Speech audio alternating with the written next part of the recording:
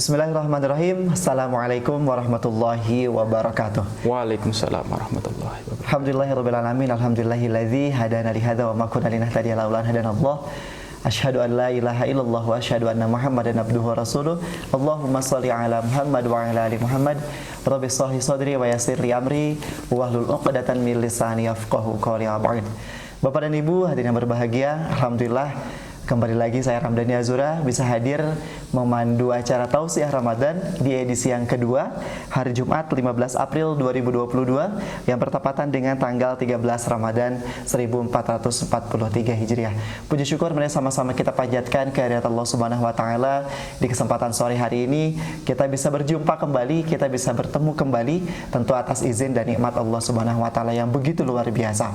Salat dan salam senantiasa tercurah limpah kehadirat Rasulullah sallallahu alaihi wasallam, suri tauladan kita, uswatun hasanah, contoh teladan terbaik bagi kita semua. Salawat juga mari sama-sama kita curah limpahkan kepada para sahabatnya, keluarganya, tabi'ut tabi'in, dan kepada kita insya Allah selaku umatnya yang senantiasa ittiba mengikuti segala sunnah yang contohkan Rasulullah sallallahu alaihi wasallam. Bapak dan Ibu yang berbahagia, di edisi yang kedua ini Tausiah Ramadan 1443 Hijriah, saya tidak sendiri tentu saja. Hari ini saya ditemani oleh seorang ustadz muda yang luar biasa. Kita perkenalkan terlebih dahulu. Beliau adalah Ustadz Iskandar S.Com.I. Beliau lahir di Lampung 29 Desember 1989. Beliau domisili hari ini di Cimanggu, Kecamatan Ngamprah. Kemudian beliau aktivitasnya adalah sebagai pengasuh pesantren Hidayatullah KBB dan beliau sebagai ketua DPD Hidayatullah Kabupaten Bandung Barat. Beliau sudah menikah dengan mempunyai 2 orang putri. Baik, tanpa berlama-lama lagi kita sapa Ustadz Iskandar. Assalamualaikum Ustadz. Waalaikumsalam warahmatullahi wabarakatuh. Gimana kabarnya hari ini Ustadz? Alhamdulillah sukses luar biasa. Allahu Akbar. Allahu Akbar, luar biasa. Ini Ustadz muda ini sudah melanglang buana ke beberapa tempat di Indonesia, betul Ustadz ya? Alhamdulillah atas izin Allah Subhanahu wa taala. Dan hari ini kira-kira kita akan berbicara tentang apa nih Ustadz? Ya, kita menyesuaikan dengan momen Ramadan, maka saya akan mengspesifikkan temanya yaitu keutamaan bulan Ramadan. Baik, kita akan simak Bapak dan Ibu terkait dengan keutamaan Ramadan. Silakan Ustaz. Siap. Bismillahirrahmanirrahim. Assalamualaikum warahmatullahi wabarakatuh. Waalaikumsalam warahmatullahi wabarakatuh. Alhamdulillahirabbil alamin, wassalatu wassalamu ala asrofil anbiya'i wal mursalin wa ala alihi wa sahbihi ajmain, amma ba'd. Allahumma salli ala Sayyidina Muhammad wa ala ali Sayyidina Muhammad wa ala millati Ibrahim wa ala ali Ibrahim innaka Hamidum Majid. Alhamdulillahirabbil alamin, puji syukur kita panjatkan kehadirat Allah Subhanahu wa taala yang mana pada siang hari ini kita diberi kesehatan, kenikmatan, nikmat iman, nikmat Islam sehingga kita bisa hadir di tempat ini. Dan kita tentunya sedang menunaikan ibadah puasa kita di hari 10 Ramadan ini. Semoga amal ibadah puasa kita diterima oleh Allah Subhanahu wa taala. Amin, Allahumma amin. Shalawat serta salam semoga senantiasa tercurah atas suri tauladan kita, panutan kita, Nabi Agung Nabi Muhammad sallallahu alaihi wasallam. Semoga kita semua tergolong umatnya yang mendapatkan syafaatnya kelak di yaumul qiyamah. Amin, Allahumma amin. Hadirin pemirsa dimanapun berada, di momen bulan Ramadan ini kita sama-sama tahu ya keistimewaan yang ada di dalamnya. Nah, dalam hal ini pada siang hari ini mohon izin kami akan menyampaikan ya beberapa keutamaan yang ada di bulan Ramadan ini. Yang pertama, bulan Ramadan ini adalah bulan syahrullah ya, bulan Allah, bulannya Allah. Jadi titik fokus di bulan syahrullah ini adalah hablum minallah kita. Bagaimana di bulan syahrullah ini kita terus meningkatkan kedekatan kita, hubungan kita kepada Allah Subhanahu wa taala dengan beberapa ibadah, mulai dari ibadah salat, Al-Qur'an, zikir, dan lain-lain. Yang intinya adalah di bulan ini kita sama-sama berlomba-lomba untuk menjalin kedekatan kita kepada Allah Subhanahu wa taala. Ini maksudnya bulan Syahrullah. Yang kedua adalah Syahrul Quran. Jadi Ramadan ini adalah Syahrul Quran, bulan Al-Quran. Di mana bulan Ramadan ini adalah bulan di mana nuzul Quran, diturunkannya Al-Quran ya, di bulan Ramadan ini. Dan selain diturunkannya Al-Quran, kita sama-sama menyaksikan di bulan Ramadan ini para umat Islam tingkat aktivitas membaca Al-Qurannya sangat tinggi. Kita di mana-mana menyaksikan ada tadarus Al-Quran di mana-mana, disiarkan di melalui speaker toa ya, meskipun saat ini ada aturan baru ya. Nah ini Syahrul Quran, dan bacaan Al-Quran itu dilipat gandakan. Kalau hari biasanya satu hurufnya 1, maka di bulan Ramadan dilipatkan jadikan 10 kan gitu. 10 menjadi 100. Dan ibadah sunnah itu mendapatkan pahala wajib di bulan Ramadan. Ibadah umroh mendapatkan pahala haji. Nah, jadi Al-Quran ini di bulan Ramadan sangat luar biasa sekali, lebih istimewa dibanding bulan-bulan biasanya. Nah, inilah dinamakan Syahrul Quran. Yang ketiga adalah Syahrul Sabri, atau bulan kesabaran, di mana di bulan Ramadan ini kita selaku umat Islam atau orang-orang beriman sedang diuji benar-benar kesabaran kita, mulai dari kesabaran dalam mengendalikan hawa nafsu, kesabaran dalam kita dikekang amarah kita, kita dilatih benar-benar untuk sabar. Ketika bulan puasa, ketika kita mau marah, kita ada pengingat, oh ya ini bulan puasa. Lagi saum kita lagi saum. Mau ngomongin orang, diingatkan, oh ya ini lagi puasa. Ya. Terus ketika ngantri kita nggak sabar, ya di bulan puasa cepat. Kita seperti ada alarm, ada pengingatnya sangat kuat. Beda dengan di bulan-bulan biasa. Kita kalau mau marah lepas, ya. Lepas kontrol. Nah, ini di bulan kesabaran ini kita kesabaran benar-benar ditimpa. Ya, ketika kita mungkin berbuka dengan menu ala kadarnya ya, menu ala kadarnya kadang-kadang biasa pakai bala-bala ini nggak ada. Nah, kadang-kadang ketika kita kesal, coba kita bayangkan ternyata di luar sana ada di negara Afrika, di Palestina. Itu saya sempat menyaksikan videonya, itu anak kecil umur 4 tahun itu sampai makan rumput. Masya Allah. Benar-benar makan rumput. Kita masih mending, masih makan nasi. Betul. Makan sayur ya. Itu di Suriah itu seorang anak umur 4 tahun itu sampai makan rumput. Nggak ada lagi makanan, nggak ada lagi air karena di mana-mana tempat sudah dibom. Betul. Ini sampai makan rumput. Nah di situ ketika saya melihat video ini saya terketuk hati ini, Masya Allah, kesabaran kita ini belum ada apa-apanya dibanding mereka. Dan kita juga harus bersyukur ya. Kita harus syukur, karena kuncinya manusia hidup itu ya syukur dan sabar. Betul. Nah, kita mensyukuri apa yang Allah berikan sehingga Allah menambah nikmat kita, dan kita sabar atas apa-apa yang mungkin tidak kita sukai atau tidak sesuai dengan keinginan kita. Ya, itu tadi yang ketiga ya. Yang ketiga Syahrul Sabar. Yang keempat adalah Syahrul Jud, atau bulan keikhlasan, di mana di bulan Ramadan ini kita benar-benar dilatih keikhlasan kita. Kita puasa nggak puasa, orang lain nggak ada yang tahu. Bahkan di puasa ini ada keistimewaan sendiri, Allah sendirilah yang akan membalasnya. Betul. Ya. Masya Allah. Karena puasa ini nggak bisa dibuat riya. Kalau kita sholat bisa jadi, kalau di sini ada samping calon mertua kita duduk, Allah, bisa kita menunjukkan riaknya. Tapi kalau puasa ini susah kita mau menunjukkan riaknya, ya. Bahkan puasa ini luar biasa sehingga banyak hadis diterangkan bau mulut kita itu lebih Allah sukai, lebih Allah cintai, ya, dibanding bau-bau yang lain. Bahkan baunya mulut ini lebih wangi daripada minyak kasturi ya, minyak kasturi di surga. Nah, ini keistimewaan orang puasa. Bahkan ketika orang bermasalah dalam kesehatannya, rahasianya apa? Harus puasa. Betul. Orang kena emah, orang kalau secara logika kan puasa ini kan musuhnya ini ya, emah ya. Karena emah itu kan karena nggak makan. Karena nggak makan, betul Ustaz. Atau makan Tidak teratur. tidak gitu teratur ya, akan terjadi emah.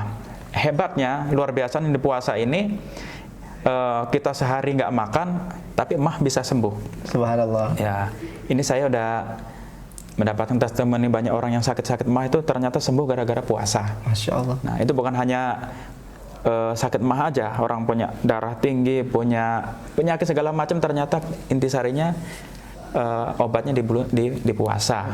Nah, itu ya. Kalau saya mendapat ilmu dari Dr. Zaidul Akbar ya, itu makan yang baik itu di 2 waktu, di saat terbitnya matahari dan tenggelamnya matahari. Nah, tenggelamnya matahari itu kalau terbitnya matahari itu kan sekitar jam berapa? Jam 7-an ya? Iya, kurang lebih sekitar jam segitu Ustaz ya. Jam setengah 7, jam 7. Setengah 7, jam 7 itu waktu yang baik untuk sarapan. Nah, waktu yang baik untuk makan malam itu di maghrib. Nah, waktu tenggelamnya matahari. Betul. Makanya kita bagus ketika bulan berbuka kan di waktu maghrib. Nah, sebisa mungkin pada isya itu sudah tidak makan lagi. Afdolnya menurut ilmu kesehatan ya, kalau udah di atas pada isya kita jangan banyak makan lagi. Agak berat memang ya, berat kita, betul. Pencernaan kita akan berat. Nah, gitu. Selanjutnya yang kelima adalah Syahrul Rahmah, di mana Ramadan ini adalah bulan kasih sayang, di mana Allah mencurahkan semua kasih sayangnya itu di bulan Ramadan ini. Bahkan tadinya banyak orang yang nggak sholat, banyak orang yang tadinya ahli maksiat, segala macam dosa dilakukan, kebanyakan mereka itu terketuk hatinya, tersadarkan itu ketika di bulan Ramadan. Kita sama-sama menyaksikan orang yang nggak pernah ke masjid di bulan Ramadan jadi rajin ke masjid, nggak pernah sedekah jadi rajin sedekah, nggak pernah tadarus Al-Quran di Ramadan jadi rajin tadarus Al-Quran. Nah, Ramadan ini sebenarnya bulan rahmah, bulan kasih sayang. Nah, namun disayangkan apabila ketika perubahan hanya bulan Ramadan aja. Sebenarnya Ramadan bulan untuk melatih kita untuk taat, untuk persiapan bulan berikutnya supaya terlatih. 11 bulan berikutnya begitu 11 ya. 11 bulan berikutnya. Jangan sampai taatnya bulan Ramadan aja. Nah, ini fenomena yang terjadi kan seperti itu. Di Ramadan rajinnya setengah mati, lewat Ramadan yang maksiat jalan lagi. Yang makannya lahap, nggak beraturan, jalan lagi, akhirnya, nah itulah yang membuat merugi. Nah, seperti itu. Jadi Ramadan ini kalau kita bisa menyerap spirit Ramadan itu luar biasa. Itu melatih kita, yang nggak rajin puasa jadi rajin puasa, nggak rajin baca Al-Quran jadi rajin baca Al-Quran. Nah, itu Syahrul Rahmah atau bulan kasih sayang. Yang selanjutnya adalah Syahrun Najah, bulan kesenangan atau bulan kebahagiaan. Nah, kita sama-sama merasakan ya betapa bahagianya bulan Ramadan. Bahkan di hadis dijelaskan Bismillahirrahmanirrahim, man shoma ramadanan imanan wahtisaban ghufira lahu ma taqaddama min dambi. Hadis riwayat Bukhari dan Muslim. Nah, barang siapa berpuasa di bulan Ramadan karena iman kepada Allah, wahtisaban ya. Wahtisaban itu kalau secara arti bahasa, wahtisaban dari kata hasabah sibuhnya, hisab ya. Artinya orang yang menghitung, atau kalau di bahasa Indonesia introspeksi diri. Ya. Orang yang muhasabah. Orang yang penuh keimanan dan muhasabah diri, maka dosanya akan diampuni.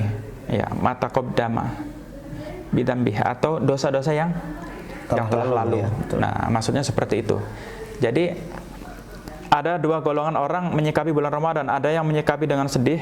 Sedihnya dalam arti, wah, dagangan saya jadi sepi. Wah, tadinya makan sehari bisa 3 kali 4 kali, sekarang sehari nggak bisa makan.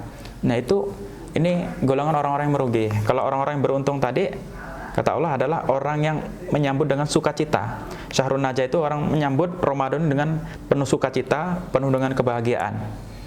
Bahkan di hadis dijelaskan ada 2 kebahagiaan yang dirasakan oleh orang-orang yang berpuasa. Yang pertama adalah bahagia ketika berbuka. Yang kedua adalah bahagia karena bertemu dengan Allah Subhanahu wa taala yang luar biasa, subhanallah. Jadi ini salah satu nikmat yang akan diterima dan diberikan oleh Allah Subhanahu wa taala kepada orang-orang yang saum gitu. Iya, betul. Nah, berbicara berbuka, ternyata kemarin sore saya ngisi kurma kuliah Ramadan di pesantren. Saya masih ingat di kitab Riyadhus Shalihin ya. Di situ ada sebuah hadis yang menjelaskan bahwa ketika salah satu indikasi kejayaan Islam di situ dijelaskan itu ketika satu berbuka puasa. Nah, bahkan ini menjadi indikasi kejayaan Islam itu orang-orang yang menyegerakan berbuka puasa. Yang kedua, yang menjadi pembeda orang as-sunnah ya, Ahlus Sunnah dengan orang Syiah dengan orang Yahudi itu ketika berbuka puasa. Orang Yahudi dan Syiah itu mereka terbiasa mengulurkan waktu berbukanya. Bahkan di kitab Riyadhus Shalihin itu mereka berbuka menunggu sampai munculnya bintang. Bukanya mereka. Kalau tidak muncul gimana, Ustaz? Belum buka. Jadi munculnya bintang itu kan perkiraan ya sekitar masuk waktu Isya ya. Isya atau ba'da Isya baru kelihatan. Nah, orang Yahudi, orang Syiah bukanya waktu muncul indikasinya di bintang. Nah, kalau orang umat Islam indikasi berbukanya adalah ketika terbenamnya matahari. Masuk waktu maghrib, di situ waktunya berbuka. Nah, di kitab Riyadhus Shalihin juga dijelaskan waktu yang sangat mustajab sekali adalah ketika orang tersebut berbuka puasa. Betul. Salah satu waktu untuk kita memperbanyak berdoa ya. Berdoa, betul. Nah, itu diibaratkan tadi hijab atau tirai itu dibuka oleh Allah. Dibuka oleh Allah Subhanahu wa taala. Di momen-momen buka tadi. Betul. Makanya yang selama ini mungkin punya doa sekian lama belum dikabulkan oleh Allah ya. Ini momen yang paling tepat. Kita punya hajat apa? Kita mintanya benar-benar kepada Allah di momen bulan Ramadan ini, khususnya di waktu berbuka tadi. Berbuka. Betul. Nah, kalau berbicara dikabulkannya doa, itu syaratnya ada banyak. Syaratnya banyak sekali ya untuk dikabulkannya doa. Jadi tidak sederhana ud'uni astajib lakum, berdoalah kepadaku niscaya aku akan kabulkan. Itu menurut penjelasan ulama nanti ada uraiannya lagi. Ada yang dikabulkan segera, betul, ya. Ada yang sama Allah doanya dijawab tapi dikasih dalam bentuk lain. Betul. Yang ketiga ini jadi tabungan di akhirat nanti. Misal saya minta, ya Allah saya ingin jadi bupati ya Allah. Nah, ketika Allah ini tahu ketika saya nanti jadi bupati nanti udah jarang ke masjid misalnya, nanti akan korupsi menjadi segala macam, maka oleh Allah tidak dikabulkan tapi diganti ya dengan yang kedua, diganti yang lebih baik sama Allah. Mungkin jabatannya bukan bupati, mungkin jadi ketua DKM misalnya kan. Jadi justru jadi ketua DKM malah sholatnya paling aktif karena dia mencontohkan ke ininya kan warga kan. Betul. Yang sholat di situ. Nah, ini contoh saja. Atau yang ketiga nggak dikasih di dunia tapi dia tunjukkan oleh Allah tunjukkan di akhirat nanti, sehingga ketika kita sudah meninggal, kita sudah putus asa ya, ternyata kita masih punya simpanan, ternyata doa yang kita minta selama di dunia ini baru dikasih pada waktu itu di akhirat nanti. Jadi memang jangan dulu bersedih hati gitu kan ya, ketika misalnya kita berdoa kemudian loh kok doa saya kok gak dikabul-kabul gitu ya. Mungkin tadi kemungkinannya Allah ganti dengan bentuk yang lain sesuai dengan ini Allah melihat bagusnya yang ini gitu ya, seperti itu. Kemudian juga nanti bisa dikabulkan di akhirat seperti itu. Seperti memang ketika kita berdoa kita meminta dimasukkan ke dalam surga, ya itu akan dikabulkan nanti di akhirat begitu ya, Ustaz ya. Betul.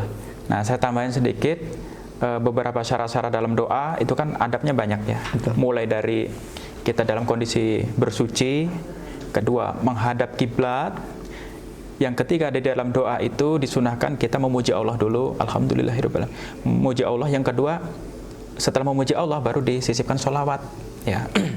Karena apa? Sholawat ini sebagai password. Ya, doanya 2 lembar kalau nggak ada sholawatnya itu tidak akan diterima ya, tidak akan diterima. Dan kalau berbicara sholawat, nah ini ada kemuliaan tersendiri. Nah, saya ambil beberapa contoh. Ada namanya Aba Guru Sekumpul ya itu jamaahnya sampai jutaan. Itu ternyata amalan khususnya adalah sholawat. Terus Habib Munzir almarhum ketika sudah meninggal itu diungkapkan oleh Ustadz Abdul Somad, ternyata beliau punya amalan, itu kan jamaahnya udah tahu berapa ratus ribu. Ternyata beliau mendawamkan amalan sholawat 5.000 per hari. 5.000 kali per hari. 5.000 kali per hari. Jadi sholawat ini, sholawat ini luar biasa. Satu-satunya amalan yang Allah perintahkan, Allah juga melaksanakan, cuman sholawat. Innallaha wa malaikatahu yusholluna 'alan nabi, ya ayyuhalladzina amanu shollu wa sallimu tasliman. Ini perintah langsung dari Allah. Sebenarnya ini fi'il amar. Betul, fi'il amar ya. Jadi Allah dan para malaikatnya itu bersolawat kepada Nabi. Bagaimana dengan kita? Allah saja dan Nabi dan malaikat bersolawat. Kenapa kita tidak? Nah ini bab solawat ini yang kadang-kadang belum begitu dipahami dan agak diabaikan oleh umat Islam ya. Mayoritasnya hanya orang-orang tertentu saja yang paham. Nah, padahal sholawat ini adalah satu-satunya amalan yang Allah perintahkan, Allah melakukan. Allah memerintahkan sholat, mustahil Allah sholat. Allah memerintahkan haji, mustahil haji. Hanya sholawat yang melakukan. Dan satu-satunya amalan yang pasti diterima meskipun belum ikhlas cuman sholawat. Coba si Akang kalau baca Al-Quran terus ada niatan karena selain Allah, itu di hadis ada penjelasan ya. Itu kan ada 3 orang yang masuk neraka, itu salah satunya adalah qori ya. Iya, betul. Ya, orang yang membaca Al-Quran ternyata ingin dipandang sebagai qori, ingin dipuji sebagai seorang hafiz. Nah, jadi ada niat selain Allah saja, itu di Al-Quran itu amalannya mardud, tertolak. Kita sholat karena Allah sudah ada tidak khusyuk atau ada niat selain Allah, ditolak. Ternyata cuman sholawat, khusyuk nggak khusyuk, ikhlas nggak ikhlas ya, pasti diterima oleh Rasulullah ya. Bahkan di situ dijelaskan 1 kali sholawat Allah akan malaikat akan mendoakan kita berapa kali? 10 kali didoakan oleh malaikat dan didoakan oleh Nabi juga 10 kali. Nah, maka dari itu ayo kita sama-sama melatih mendawamkan diri. Dari keterangan para ulama, sepelit-pelitnya kita sholawat minimal 300 kali per hari. Minimal 300 kali. Nah, 300 kali. Dan alhamdulillah saya bukan bermaksud riya, tapi tahadus binikmah saya sebagai testimoni ya, kurang lebih ya 7 atau 8 bulan ini, ketika itu saya mulai tergerak untuk mengamalkan sholawat. Alhamdulillah saya mencoba mendawamkan 1000 kali sholawat per hari. Dan itu banyak sekali hal yang saya rasakan. Masya Allah. Luar biasa. Saya mikir, saya sudah 12 tahun di Hidayatullah, di pesantren Hidayatullah. Kenapa 12 tahun ini kok hati saya belum tergerak untuk sholawat gitu? Hanya sekedar ketika pembukaan, sholawat serta salam, semoga senang. Hanya itu saja. Atau ketika waktu sholat wajib aja. Tidak mengkhususkan ya? Tidak mengkhususkan. Ternyata saya waktu 4 tahun di Jawa Timur waktu itu, saya mengamati beberapa amalan-amalan khusus para kiai-kiai sepuh di sana. Ternyata sholawat diperkuat lagi. Abah Guru Sekumpul, Ustadz Abdul Somad, Ustadz Adi Hidayat, saya ngambil banyak referensi tentang amalan sholawat, luar biasa. Jadi ketika kita mendawamkan sholawat, dari segi rohani, kita yang tadinya galau ya, Allah berikan kedamaian dalam hati, ketenangan. Masya Allah. Urusan yang carut marut, kacau balau, Allah rapihkan semuanya. Dan nggak bisa diungkapkan satu persatu kalau bicara sholawat. Kenapa? Ketika kita sholawat ada 2 nama yang sangat mulia yang selalu kita lafazkan. Siapa? Allah dan Muhammad. Sallallahu ala Muhammad kan? Ya, Allah dan Muhammad kita sebut. Siapa yang kita andalkan nama yang kita selain 2 ini? Hanya Allah dan Muhammad. Allah sebagai Tuhan, Muhammad sebagai jalan. Nah, jadi di dalam Islam itu kuncinya cuma 2. Satu tujuan, yang kedua jalan. Tujuan itu adalah Allah, jalan siapa? Nabi Muhammad Rasulullah. Tujuan itu Allah, artinya kita di dalam Islam itu syarat diterimanya amal ada 2. 1 ikhlas. Yang kedua apa? Ittabi Rasul. Nah, jadi tolak ukurnya 2 aja. Jelas tujuannya, jelas jalannya, insya Allah akan sampai. Tapi kalau tujuannya sudah karena selain Allah, walaupun jalannya lewat Rasulullah, amalan tidak sampai. Atau sebaliknya, tujuannya sudah karena Allah, tapi syariat yang dipakai bukan syariatnya Rasulullah. Misalnya sholat sholat 5 waktu, dia sholatnya cuma 3 waktu, nggak tahu syaratnya siapa yang dipakai, nggak akan sampai walaupun benar-benar minta sama Allah. Iya, Nah, betul. jadi intisarinya 2, jelas tujuannya Dan juga jelas jalannya. Betul. Nah, inilah penjabaran dari lafaz la ilaha illallah Muhammadur Rasulullah. Iya. Allah sebagai tujuan, Muhammadur Rasulullah sebagai jalan. Masya Allah, luar biasa nih Bapak dan Ibu yang Allah Subhanahu wa Ta'ala, luar biasa tadi penjelasan yang disampaikan oleh Ustaz Iskandar ya, terkait dengan bagaimana keutamaan Ramadan, bahwa di Ramadan itu ada syahrullah, kemudian syahrul Quran, syahrul sabri, syahrul jud, kemudian syahrul rahmah, kemudian syahrul najah gitu kan. Kemudian juga beliau tadi menjelaskan bagaimana kemudian adab-adab berdoa dan juga bersolawat. Mudah-mudahan apa yang tadi disampaikan oleh Ustadz Iskandar ini bisa kita amalkan Bapak dan Ibu ya. Amin, amin. Terutama tadi terakhir adalah solawat ya Ustadz ya. Memperbanyak berdoa di bulan Ramadan, terutama ketika saatnya berbuka begitu. Kemudian juga memperbanyak solawat kepada Rasulullah SAW. Dan mudah-mudahan kita akan mendapatkan banyak sekali kebaikan, terutama di bulan Ramadan ini. Baik Bapak dan Ibu yang dirahmati Allah Subhanahu wa Ta'ala, waktu juga yang membatasi kita Ustaz. Nampaknya sebetulnya masih seru nih pembicaraan kita, namun waktu kita yang membatasi. Kita akhiri saja pertemuan kita di Tausiah Ramadan edisi yang kedua di sore dan siang hari ini. Insyaallah kita ketemu lagi di lain waktu, lain kesempatan. Saya Rabrani Azura pamit undur diri. Subhanakallahumma wa bihamdika asyhadu an la ilaha illa anta astaghfiruka wa atubu ilaik. Assalamualaikum warahmatullahi wabarakatuh. Terima kasih Ustaz. Siap.